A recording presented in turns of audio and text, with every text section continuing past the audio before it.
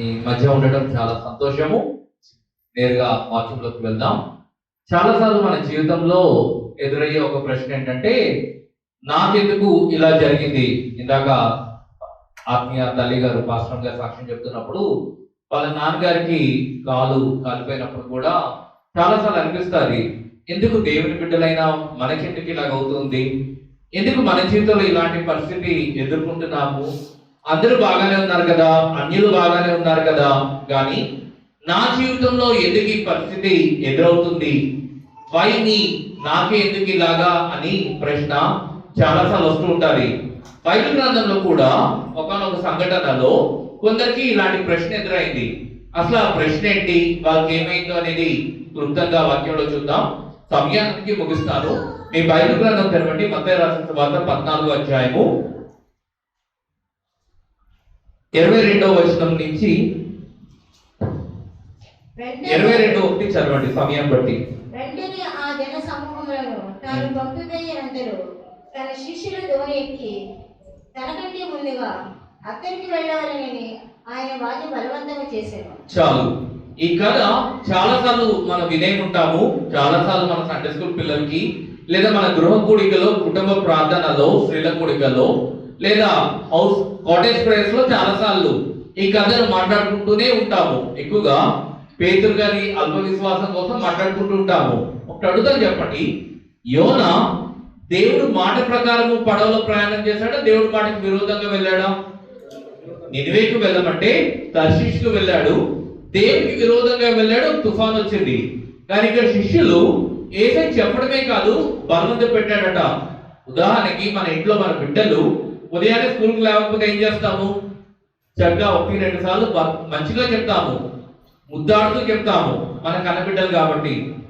4వ సారి లేకపోయినా, bus time అయిపోతున్నా, లేదా వ్యాన్ వచ్చేస్తున్నా, ఇంకేం చేస్తాము? బలవంతంగా వాళ్ళు చేపట్టి వాళ్ళని స్కూల్కి రెడీ చేస్తాము. ఎందుకు రెడీ చేస్తాము? బలవంతంగా వాళ్ళకి ఇష్టం లేకపోయినా వాళ్ళు బాగుపడాలని. కానీ ఇక్కడ మనం చూస్తే శిష్యులు యేసయ్య చెప్పడమే కాదు, ఆయన బలవంతంగా పంపించాడట. మరి యేసయ్య మాట విన్న ఈ శిష్యులకి బలవంతంగా తుఫాన్ ఎందుకు వచ్చింది అని మనం అనుకుంటాము. చాలాసార్లు అనుకుంటే ప్రశ్న ఏంటంటే, ఇక్కడ ఎవరు ఎవరిని బలవంతం పెట్టారు? ఇక్కడ ఈ సందర్భంలో ఎవరు ఎవరిని బలవంతం పెట్టారు? యేసయ్య శిష్యులను బలవంతం పెట్టారు. మాట మార్చారు కదా, తెలుగులో మనం మాట మార్చని స్థితిలో ఉంటాం. సరే, అసలు దీని పూర్వపదాలు చూద్దాం. యేసయ్య చాలా కాలానికి నజరేతుకు అనే ఊరు వెళ్ళాడు, తన సొంత ఊరు వెళ్ళాడు. నేను చెప్పే లేఖన భాగాలన్నీ మత్తయి రాసిన సువార్త 14వ అధ్యాయము, మార్కు రాసిన సువార్త 6వ అధ్యాయము, లూకా రాసిన సువార్త 9వ అధ్యాయము, యోహాను రాసిన సువార్త 6వ అధ్యాయము. ఈ 4 సువార్తల్లో ఉన్న ఈ 4 అధ్యాయాలు కలిపి చెప్తున్నాను కాబట్టి ఇక్కడ కొన్ని ఉంటాయి, అక్కడ కొన్ని ఉంటాయి. మీరు ఇంటికి వెళ్ళిన తర్వాత చదవండి. మత్తయి 14, మార్కు యోహాను 6వ అధ్యాయాలు, లూకాలో మాత్రము 9వ అధ్యాయము. యేసయ్య చాలా కాలం తర్వాత తన సొంతూరైన నజరేతుకు వెళ్ళాడు. నజరేతులో వెళ్ళి ఆయన పరిచర్య చేస్తూ ఉంటే అక్కడున్న ప్రజల యొక్క ఆలోచన, విషయము, విధానం ఏంటంటే, ఈయన వడ్రంగి వాడు కాదా? చాలా బైబిల్లో ఈయన వడ్రంగి వాడు కుమారుడు కాదని ఉంటారు, కానీ మూల భాష బైబిల్లో అనేకమైన లెక్సికల్ ట్రాన్స్లేషన్ ఏముంటుందంటే, ఈయన వడ్రంగి వాడు కాదా? 30 సంవత్సరాలు వడ్రంగి ఈ పని మన మధ్య చేయలేదా? వీళ్ళ అన్నదమ్ములు మనతో ఉన్నవాళ్ళు కాదా? వీళ్ళ తోబుట్టువులు మనతో ఉన్నవాళ్ళు కాదా అని ఆయనను ఒక వడ్రంగి వాడిగానే చూశారు తప్ప ఆయనను దేవుడు పంపించిన సేవకుడుగా ఆ ఊర్లో ఎవరు చూడలేదు. ఆ మార్కు రాసిన సువార్త, యోహాను రాసిన సువార్త కూడా మీరు చదివితే అక్కడ మీకు ఏమర్థమవుతుందంటే, మన దేవుడికి అనేకమైన పేర్లు ఉన్నాయి. యెషయా గ్రంథంలో క్రిస్మస్ లో ఈ మాట చదువుతుంటాం, ఆశ్చర్యకరుడు, నిత్యుడగు తండ్రి, సమాధానకర్త అని. కానీ మార్కు రాసిన సువార్త, యోహాను రాసిన సువార్తలో రాయబడిన విషయం ఏంటంటే, ఆశ్చర్యకరుడైన దేవుడు వాళ్ళ యొక్క అవిశ్వాసం చూసి ఆశ్చర్యపోయాడట. ఈ నజరేతు పట్టణంలో ఉన్న ప్రజల యొక్క అవిశ్వాసం ఎంతంటే, ఆశ్చర్యకరుడైన దేవుడు ప్రజల యొక్క అవిశ్వాసాన్ని చూసి ఆశ్చర్యపోయాడు. యేసయ్య వీళ్ళ యొక్క అవిశ్వాసంతో ఎన్నో అద్భుతాలు చేయలేకపోయాడు. సరే, వీళ్ళ అవిశ్వాసం బట్టి పరిచర్య ఆపలేదు, కానీ ఆయన ఏ దర్శనంతో అయితే వచ్చాడో, ఏ విషయంతో అయితే వచ్చాడో, ఏ ప్రణాళిక అయితే వచ్చాడో అది నెరవేర్చబడాలని తన శిష్యులను ఇద్దరిద్దరుగా పంపించాడు. ఇద్దరిద్దరుగా ప్రతి గ్రామానికి పంపించి స్వస్థపరచమన్నాడు, దెయ్యాలను వెలగొట్టమన్నాడు, అన్ని చేయమన్నాడు. సరే, ఈ లోపల యేసయ్యకు ఒక కబురు వచ్చింది. ఏంటి ఆ కబురు అంటే, హేరోదు రాజు నిన్ను చంపడానికి వెతుకుతూ ఉన్నాడు. ఒక పక్క సొంతూరిలో ఆయన ప్రజలు ఆయనను చేర్చుకోలేదు, మరోపక్క శత్రువులుగా ఉన్న శాస్త్రులు, పరిసయ్యులు, సద్దుకాయలు వీళ్ళంతా ఆయన చంపాలని చూస్తున్నారు. ఒకటి అడుగుతాను, చెప్పండి, యేసు అన్నదమ్ములు ఆయన సహకారులుగా ఉన్నారా పరిచర్యలో? యోహాను రాసిన సువార్త 7వ అధ్యాయం కానీ మీరు తర్వాత చదివితే ఒకనొక సమయంలో యెరూషలేములో ఆయనను చంపడానికి చూశారు. ఆయన ఈ లోకానికి బలియాగం అవ్వడానికే వచ్చాడు. అందుకే ఆయన కోసం రాయబడిన మాట, జగతి పునాది వేయబడక ముందే వధించబడిన దేవుని గొర్రెపిల్ల అని. ఆయన చెప్పడానికి, ఆయన చావడానికి, మన కోసం బలియాగం అవ్వడానికి వచ్చారు. కానీ ఆయన సమయం రాలేదు కాబట్టి యెరూషలేము నుంచి ఆయన పారిపోయి తప్పించుకొని తన సొంత పట్టణమైన నజరేతులోకి వచ్చాడు. ఇప్పుడు నలుగురు తమ్ముళ్ళుండి ఒక అన్న ప్రాణాపాయంలో ఉంటే ఏమనాలి? తమ్ముళ్ళు, ఏం పర్లేదు, ఎవరన్నా రావాలంటే మా నలుగురిని దాటుకుని నీ దగ్గర రావాలి అనాలి. కానీ నలుగురు తమ్ముళ్ళు ఏమన్నారంటే, ఇంట్లో ఎందుకు ఉన్నావు, బయటకు వెళ్ళిపో అన్నారు. గ్రాంధిక భాషలో బహిరంగంగా పేరు ప్రఖ్యాతులు కోరువాడు ఇక్కడ ఎందుకు ఉండాలి అని ఉంటారు. కానీ మనకు వాడుక భాషలో చెప్పాలంటే ఇంటి నుంచి వెళ్ళిపో అని మర్యాదగా చెప్పారు. మరియమ్మ యేసయ్యను బాగా అర్థం చేసుకుందాం. ఎవరు నాతో మాట్లాడరా? మరియమ్మ యేసయ్యను బాగా అర్థం చేసుకుందాం. చాలాసార్లు మరియమ్మ కానాను విందులో కానీ అనేక సందర్భాలలో మరియమ్మ యొక్క ప్రస్తావన మనం చూస్తూ ఉంటాం. కానీ ఈ సందర్భంలో మార్కు రాసిన సువార్త 3వ అధ్యాయం 20వ వచనం మీరు తర్వాత చదివితే ఆయన మతి చెలించిందని మరియమ్మ కూడా అనుకుంది. తల్లి ఏమో మతి చెలించిందని అనుకుంది, అన్నదమ్ములేమో ఇంట్లో నుంచి బయటకు ఎట్టేశారు, శాస్త్రులు, పరిసయ్యులు, సద్దుకాయలేమో ఎక్కడ దొరుకుతాడా అని చూస్తూ ఉన్నారు. సొంతూరు ప్రజలు ఆయనను చేర్చుకోలేదు. హేరోదు మహారాజు ఏం చేస్తున్నాడంటే, బాప్టిజం ఇచ్చిన యోహాను చనిపోయి తిరిగి లేచాడు. ఎందుకంటే యోహాను యొక్క పరిచర్యలో అప్పుడు దాకా ఒక్క అద్భుతం కూడా ఆయన చేయలేదు. మంచి ప్రసంగికుడు, మంచి ఉజ్జీవ ప్రసంగికుడు, ఆయన ప్రసంగాలు విని అనేకులు మారారు. ఆయన పరిచర్యలో అద్భుతాలు ఇప్పుడు చేయలేదు. కానీ యేసుక్రీస్తు యొక్క పరిచర్యలో ఎన్ని అద్భుతాలు జరగడం చూసి ఈ హేరోదుకున్న భయం ఏంటంటే, చనిపోయిన యోహాను తిరిగి వచ్చాడేమో, ఈయన వల్ల నాకు ప్రమాదమేమో అని భయపడి హేరోదు తన సైనికుల్ని పంపి ఈయనను చంపాలని చూశాడు. ఇలాగా యేసు ప్రభు యొక్క మానసిక పరిస్థితిని ఆలోచించండి. అమ్మ అర్థం చేసుకోలే, తమ్ముళ్ళు చేర్చుకోలేదు, ఊరాలు చేర్చుకోవట్లేదు, శాస్త్రులు, పరిసయ్యులందరూ పన్నాగం పన్నుతున్నారు. రాజు చంపాలని చూస్తున్న ఈ సందర్భంలో ఒక పక్క బాప్టిజం ఇచ్చే యోహాను యొక్క మరణవాత కూడా ఆయన కలిసి వస్తున్నప్పుడు ఈ లోపల శిష్యులు వచ్చి చేసి చెప్తే సరిపోతుందేమో, కానీ మార్క్స్ వార్తలో చాలా స్పష్టంగా ఉంది. ఏ ప్రసంగము చేశారు, ఏ కార్యాలు చేశారో రెండు చెప్తున్నారు. అలాంటి పరిస్థితుల్లో ఎవరైనా వినగలమా? బాధ, దుఃఖములో, నిరాశలో ఉన్నప్పుడు ఎవరైనా ప్రసంగం చెప్తే వినగలమా? కానీ యేసయ్య ఓపికగా ఇదన్నీ వింటూ, సరే బాగా అలసిపోయారు కదా, వేరే స్థలానికి వెళ్దామని అక్కడ నుండి బెత్సైదా అనే ప్రాంతానికి వెళ్ళారు. మార్క్స్ వార్తలో అక్కడ 6వ అధ్యాయంలో రాయబడిన మాట ఏంటంటే, తినడానికి కూడా సమయం లేదు. ఒక పక్క మానసికంగా కృంగిపోయిన స్థితి, అన్ని విధాలుగా ఆయన్ని చాలా ఒత్తిడి ఉంది, తినడానికి కూడా సమయం లేదు. సరే, బెత్సైదా అనే ఊరిలో వాక్యం చెప్పారు. దాదాపు 5,000 మంది పురుషులు వచ్చారు. అక్కడ జరిగిన అద్భుతం మీకు తెలిసిందే కదా. ఏంటి అద్భుతం? ఎన్ని రొట్టెలు, ఎన్ని చేపలు? 5 రొట్టెలు 2 చేపలు. ఎన్ని కప్పలు మిగిలాయి? సరే, సాధారణంగా ఎవరన్నా మీ ఇంటికి వచ్చి ఎడంకాలు చెప్పు తీసి కుడి చేతిలో పెడితే మీరు ఏం చేస్తారు? మీ ఇంటికి ఎవరు వచ్చారు? ఒక గుంపు, ఒక 4-5 ఆడవాళ్ళు వచ్చారు. సడన్ గా ఒక పెద్ద ఆవిడి ఎడంకాలు చెప్పు తీసి మీ కుడి చేతిలో పెట్టారు. ఏం చేస్తారు? మాట్లాడరా నాతో? సీరియస్ అవుతారా? సంఘంలో ఉన్నారు కాబట్టి మౌనంగా చెప్తున్నారు. కానీ అది ఇంట్లో అయితే మాటలు, మన టోన్, మన విధి విధానము, ముఖ కవళికలు అన్నీ మారిపోతాయి. మన భారతదేశపు హైందవ సాంప్రదాయంలో ఒక ఆడపిల్లని అడగడానికి కానీ లేదా ఒక మగ పిల్లని అడగడానికి కానీ తాంబూలం పట్టుకెళ్తాం. పూలు, పళ్ళు, స్వీట్స్, ఒక బ్లౌజ్ పీస్ ఇలాంటివి పట్టుకెళ్తాం హైందవ సాంప్రదాయంలో. యూదుల సాంప్రదాయంలో ఏంటంటే ఎడంకాలు చెప్పు తీసి కుడి చేతిలో పెడతారు. రూతు గ్రంథం 4వ అధ్యాయంలో ఈ యొక్క విషయాలు ఉన్నాయి. యూదులు 12 అంటే వాళ్ళకి చాలా ఇష్టమైన సంఖ్య. 12 మంది యాకోబు కుమారులు. యోసేపుకి కలలో కూడా 12 నక్షత్రాలు కనబడుతూ ఉంటాయి. యేసయ్య యొక్క 12 మంది అపోస్తులు అని.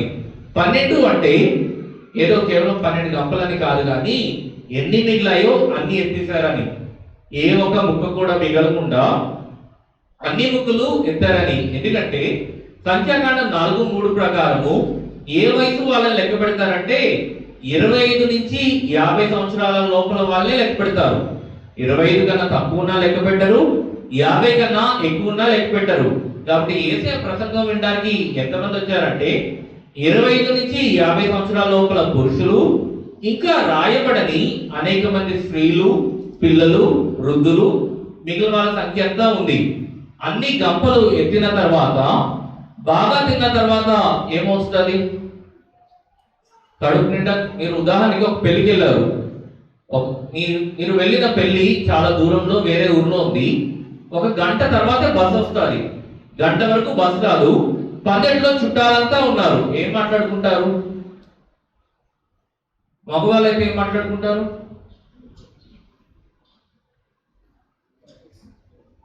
ఏం మాట్లాడుకోరా?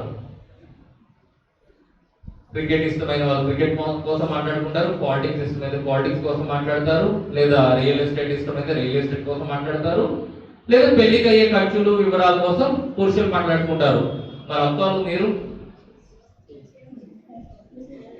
మీ నవ్వులోనే జవాబు ఉంది. సరే, ఆ రోజు జరిగిన విషయం ఏంటంటే యోహాను రాసిన సువార్త 6వ అధ్యాయంలో ఈ మాట ఉంటుంది. ఇందాక ఎవరిని బలవంతం పెట్టారు అనుకున్నాం? యేసయ్య శిష్యులను బలవంతం పెట్టాడు అనుకున్నాం. కానీ యోహాను రాసిన సువార్తలో ఆ గ్రంథకర్త చాలా స్పష్టంగా రాశాడు. 5,000 మంది కడుపు నిండా తిన్న తర్వాత వాళ్ళకి వచ్చిన ఆలోచన ఏంటంటే, మనకి స్వాతంత్రం ఏ సంవత్సరంలో వచ్చింది? ఏ సంవత్సరం? 1947. అంతకుముందు ఎవరి పరిపాలనలో ఉన్నాం? బ్రిటిషుల పరిపాలనలో ఉన్నాం. వాళ్ళు స్త్రీల మాన ప్రాణాలని దోచుకున్నారు, పురుషుల కాయ కష్టాన్ని దోచుకున్నారు, ఆస్తుల్ని దోచుకున్నారు, శ్రమను దోచుకున్నారు. అలాగే ఇశ్రాయేలీలు రోమీల పరిపాలనలో ఉన్నారు. వాళ్ళ పన్నును దోచుకున్నారు, పొలాలు దోచుకున్నారు, కష్టాన్ని దోచుకున్నారు, స్త్రీలను కూడా పాడు చేసుకుంటున్నారు. ఇప్పుడు యేసయ్య ఎలా ఉన్నాడంటే వీళ్ళకి ఆకలేస్తే ఆహారం పెడుతున్నాడా? ఇప్పుడే చూసాం 5 రొట్టెలు 2 చేపలు 5,000 మంది కన్నా ఎక్కువ మందికి పెట్టాడు. రోగుల్ని బాగు చేస్తున్నాడా? ఎవరెవరు చేశారు చెప్పండి. మచ్చుకు 1-2 అనే చెప్పండి. ఛాందస్సు రోగం, కుష్ఠరోగిని, ఊత చేయగలవాడిని, బెచ్చైన కోనేరు దగ్గర ఒక బిచ్చగాడిని, ఇలా అనేకులు బాగు చేశాడు. చనిపోయిన వాళ్ళని లేపాడా? ఎవరెవరిని? లాజర్ని, యాయేరు కూతుర్ని, నూను గ్రామంలో విధవరాలు కొడుకుని. బట్టలు లేని వాళ్ళకి బట్టలు ఇచ్చాడా? ఎక్కడిచ్చాడు? చాలాసార్లు వేసే ప్రసంగంలో 2 అంగీలు ఉంటే ఒకటి ఇచ్చేయమని చెప్పాడు, కానీ ఆయన ఇచ్చాడా? సేనా దెయ్యం పట్టినవాడు బట్టలు లేకుండా ఉండేవాడు. కానీ అక్కడ మార్క్స్ వార్తలో రాయబడిన మాట ఏంటంటే, వాడు బట్ట కట్టి స్వస్థచిత్తుడై ప్రభు పాదాల చేత కూర్చున్నాడని. వాడు బట్టలు వేసుకున్నాడని అంత స్పష్టంగా ఎందుకు రాయబడిందంటే, అప్పుడు దాకా బట్టలు లేకుండా తిరిగేవాడు, ఇప్పుడు బాగుపడ్డాక ఊరో ఇంకా ఎవరు రాలేదు, అయితే యేసయ్య ఇచ్చుండాలి, లేదా యేసు ప్రభు మాట చొప్పున శిష్యులు ఇచ్చుండాలి. ఇప్పుడు ఈ ప్రజలకు యేసయ్య ఎలా ఉన్నాడంటే, బట్టలు లేకపోతే బట్టలు ఇస్తున్నాడు, బాగుపోతే బాగు చేస్తున్నాడు, ఆకలిస్తే ఆహారం పెడుతున్నాడు, చచ్చిపోతే లేపుతున్నాడు. ఈయన ఇప్పుడు రాజుగా చేయాలనేది శిష్యుల ఈ 5,000 మంది ప్రజల యొక్క ఉద్దేశం. ఒకవేళ యేసే రాజు అయితే శిష్యులు ఏమవుతారు? ఇప్పుడు మీ ఇంట్లో మీ సొంత పెద్దనాన్నగారే, లేదా మీ పెద్దనాన్నగారు అన్నయ్యే, లేదా మీ సొంత అన్నయ్యే ఎంపీ అయ్యాడు అనుకోండి. నీ ఊర్లో కార్పొరేటర్ పదవి ఖాళీగా ఉంది. ఏం చేస్తారు? ఎవరికి ఇవ్వమంటారు? ఇంట్లో వాళ్ళకి ఇవ్వమంటారా, బయట వాళ్ళకి ఇవ్వమంటారా? ఖచ్చితంగా ఇంట్లో వాళ్ళకి. అర్హతలు ఉన్నా అర్హత లేకపోయినా ఒరే మన ఇంట్లో వాళ్ళని పట్టించుకోవాలి, ఎవడికి ఊరోడికి ఇస్తామేంటి అని అంటారా అనరా? ఒకవేళ ఏసే రాజు అయితే శిష్యులు ఏమవుతారు? మంత్రులు అవుతారు. ఇప్పుడు యూదాకి ఎక్కువ ఏమిస్తాం? డబ్బు. ఖచ్చితంగా ఆర్థిక మంత్రి పదవిని అడుగుతారు. ప్రకటన గ్రంథం రాసిన యోహాన్ గారు ఏ పదవిని అడగొచ్చు? నీవు ముందు యోహాన్ గారు తెలుసు కదా, ప్రకటన గ్రంథం రాశాడు, యోహాన్ సువార్త రాశాడు, 3 పత్రికలు రాశాడు. ఆయన ఏ పదవి అడగవచ్చు? సమయాన్ని ముగిస్తే నాతో ఒక నిమిషమన్నా మాట్లాడండి. ఏ పదవి అడుగుండొచ్చు? యేసయ్య రొమ్మున అనుకున్న ప్రియ శిష్యుడు, యేసయ్య తన తల్లిని కూడా అప్పచెప్పిన ప్రియ శిష్యుడు. ఏ పదవిని ఆశించి ఉండొచ్చు అన్నా? చెప్పండి, తప్పైనా పర్లేదు అమ్మా.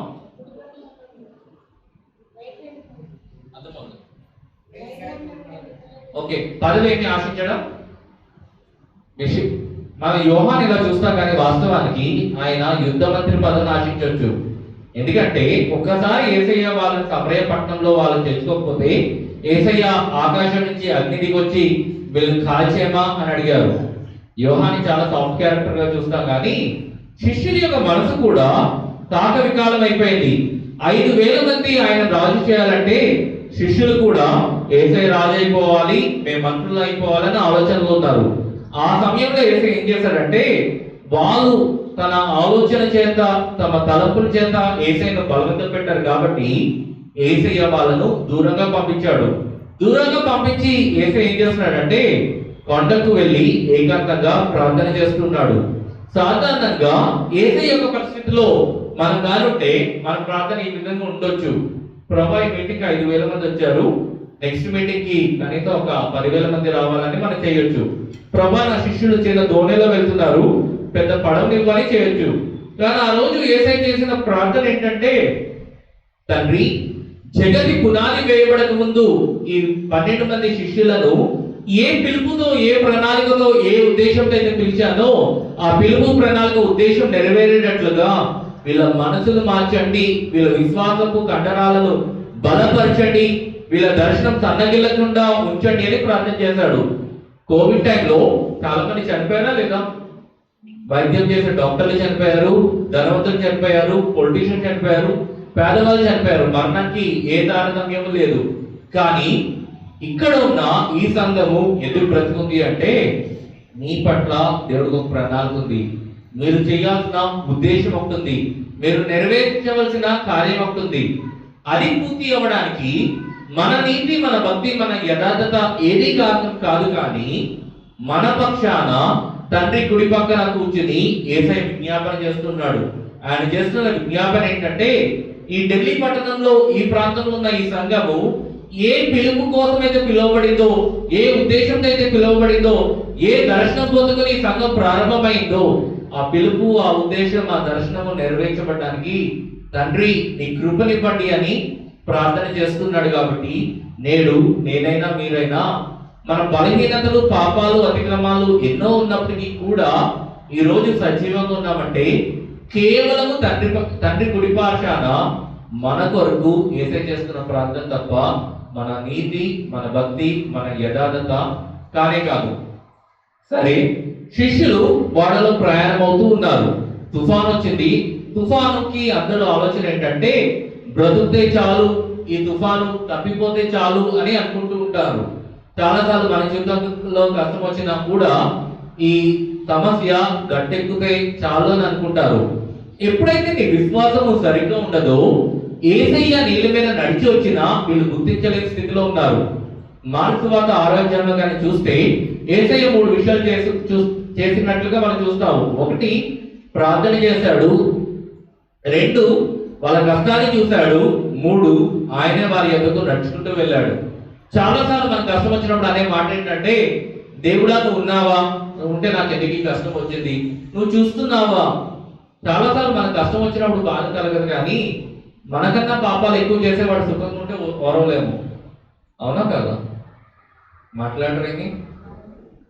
ఓరవలేని స్థితిలో ఉంటాం. కానీ యేసయ్య చెప్తున్న మాట ఏంటంటే, ఆయన నీ పక్షాన ప్రార్థన చేసేవాడే కాదు, నువ్వు మొరపెట్టకపోయినా నీ కష్టాన్ని ఆయన చూస్తున్నాడు. నువ్వు పిలవకపోయినా ఆయన నీ ఎదురు నడుచుకుంటూ వస్తున్నాడు. దానికి సమస్య ఏంటంటే, గుర్తించలేని స్థితిలో ఉన్నావు. చాలాసార్లు మన విశ్వాసం ఎలా ఉంటుందంటే, ఏలియా బదరి వృక్షం కింద ఉన్నప్పుడు ఏ విధంగా ఉరుములు మెరుపులు ధ్వని భూకంపం వచ్చి బండరాలు ఏ విధంగా పగిలాయో ఆ విధంగా దేవుడు నీతో నాతో మాట్లాడాలని అనుకుంటాం. అవునా కదా? దేవుడు గొప్ప వెలుగుగా మాట్లాడాలని అనుకుంటాం.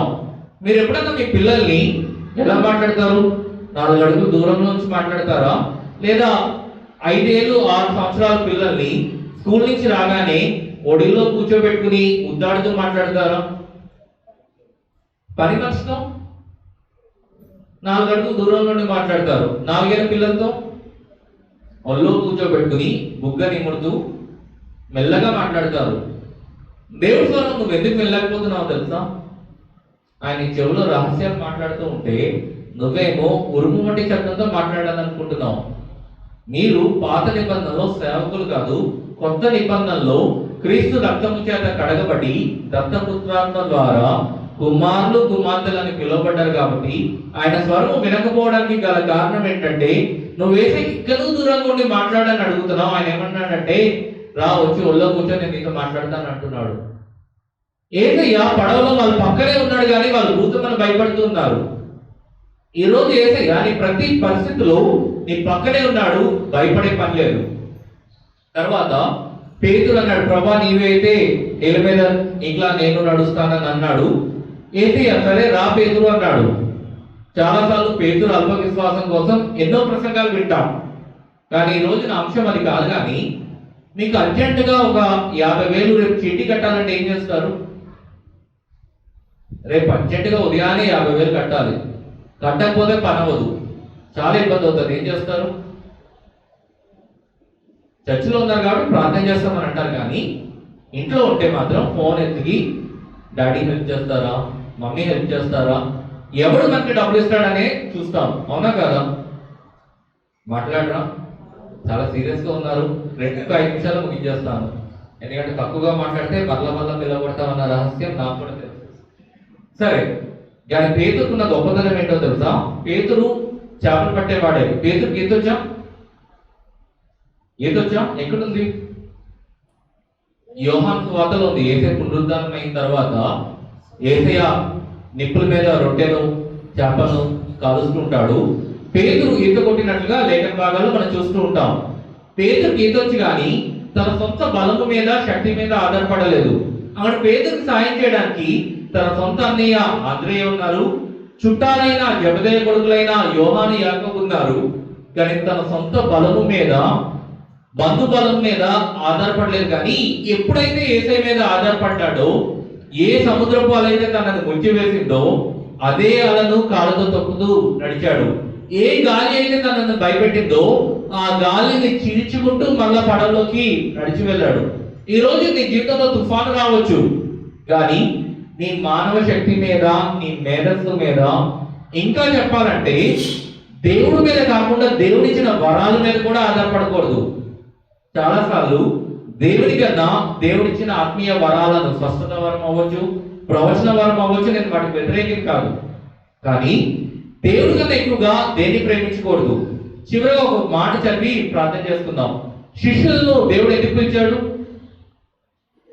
యేసయ్య తన 12 మంది శిష్యులను ఎందుకు పిలిచాడు? సువార్త ప్రకటించడానికేనా? దెయ్యాలను వెలగొట్టడానికేనా? తర్వాత రోగులు స్వస్థపరచడానికేనా? చెప్పండి. చనిపోయిన వాళ్ళు లేపడానికేనా? ఇంకేమైనా ఉన్నాయా? నమ్మిన వాళ్ళకి బాప్తిస్మం ఇచ్చి శిష్యులుగా చేయడానికేనా? కానీ అన్నిటికన్నా ఎక్కువగా ఇంకొకటి ఉంది. మార్కు 3:6 చదవండి, ప్రార్థన చేసుకుందాం. ఆయన కొండ ఎక్కి తనకిష్టమైన వారిని పిలువగా వారు ఆయన యొద్దకు వచ్చిరి. వారు తనతో కూడా ఉండునట్లును దెయ్యములను వెళ్ళగొట్టుటకు అధికారం గలవారై సువార్త ప్రకటించుటకును వారిని పంపవలెనని ఆయన 12 మందిని నియమించెను. గమనించండి, నీ జీవితంలో తొలి ప్రాధాన్యత ఏంటో తెలుసా? పరిచర్య కన్నా ప్రభు పాదాల సన్నిధిలో కూర్చోవడం. చాలాసార్లు మన జీవిత ప్రయాణంలో we focus more on the ministry than the Lord. పరిచర్య కన్నా ముందు ఒక మాట చెప్పి ప్రార్థనలోకి వెళ్దాం. గదిలో దేవుని ముఖం చూడకుండా అద్దంలో నీ ముఖము కానీ నీ పిల్లల ముఖం కానీ ఏనాడు చూడొద్దు. నీ గదిలో నీ స్వరము దేవుని స్వరం వినకుండా నీ బిడ్డల స్వరం కానీ నీ జీవిత భాగి స్వరము కానీ నీ స్వరము నువ్వు కూడా వినొద్దు. అదే క్రైస్తవ జీవితం. ముందుగా నువ్వు నేను పిలువబడింది ఏంటంటే ప్రభుకి పరిచయం చేయడానికి, ఆ తర్వాత ప్రభు కొరకు ప్రభు నియమించిన పరిచయం చేయడానికి. చాలాసార్లు మనం ఏం చేస్తున్నామంటే కాగితం మీద కావాల్సినవన్నీ రాసి దేవుడా సంతకం పెట్టాను అంటున్నాం. నేను ఏసై చేసింది ఏంటంటే సంతకం పెట్టి తండ్రి నువ్వేం చెప్తావు అదే చేస్తాను అంటున్నాడు. ఈరోజు నీ పరిచర్య నా పరిచర్య ప్రభు చెప్పిన పరిచర్య చేస్తున్నామా, అంతకన్నా ఎక్కువగా ప్రభుకి పరిచర్య చేస్తున్నామా లేదా అనేది చూడండి. ఇందాక మనకి ఐగర్ చదివించిన లేఖన భాగంలో వాళ్ళు శిష్యులందరూ యేసయ్యను ఆరాధన చేశారట. ఈరోజు నువ్వు నేను చేసే ఆరాధన ప్రాముఖ్యంగా ఏమై ఉండాలంటే ఆయనను ఆరాధన చేయాలి, ఆయనతో సమయం గడపాలి, ఆయన ముఖాన్ని చూడాలి, ఆయన స్వరం వినాలి. అదే నిజమైన క్రైస్తవ జీవితం. ఆయనతో నింపబడిన తర్వాత నువ్వు లోకంలో ఏమన్నా చేయి. ఒకరు చెప్తాను వినండి, నిన్నటి మన్నా ఈ రోజు పెడతారు విషయం. ఈ రోజు గదిలో నువ్వు దేవుడి స్వరం వినకుండా క్రైస్తవుడిగా ఈ రోజు లోకానికి నువ్వు క్రిస్టియన్ అని చెప్పడానికి వీల్లేదు. ఏనాటి ప్రత్యక్షత ఆనాడు పొందుకుని నువ్వు పరిచయం చేయాలి. తలలు వంచండి, కళ్ళు మూసుకోండి, ప్రార్థన చేద్దాం.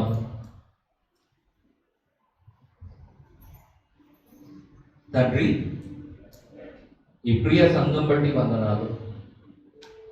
ఈ సంఘానికి ఏ పిలుపు, ఏ ఉద్దేశము, ఏ దర్శనము, ఏ ప్రణాళికతో అయితే వీళ్ళని పిలిచావో ఆ పిలుపు, ప్రణాళిక, ఆ ఉద్దేశము నెరవేర్చబడడానికి నీ కృపను, నీ సహాయాన్ని అడుగుతున్నాను.